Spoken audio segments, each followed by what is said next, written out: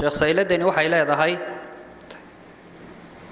qof weyn oo salaada lagu taag waayay oo aad u daaweyn oo salaadii inuu tukadaan ugu taag weynay maxaad nuula talinaysaa sheekh oo nu yeelnaa si qofka weyn salaada uu tukado afiiduna wajazaakallahu khayra qofka weyn ee salaada aan tukan halis buu ku jiraa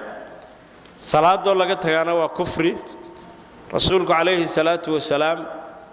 waxa uu yiri man taraka salaa faqad kafar bayna ar-rajuli wa bayna ash-shirki wal-kufri tarku salaa waxa u dhaxeeya qofka iyo kufriga iyo shirkiga salaadoo laga tagaa u dhaxaysa qofka ka tagay faqad kafar diinta buu ka baxay qofka ka tagay marka in lagu celceliyo qofka weyn oo la yiraahdo khaatimada xun waa halis waana khatar badan tahay salaadoo laga tagaa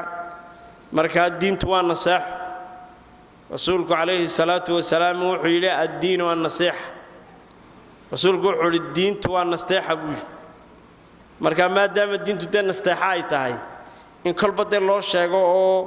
la wacdiyo oo yaan laga daalin waana qof weyn cajaladaha loo geeyo ata cajaladaha ka warramaya salaada in laga tago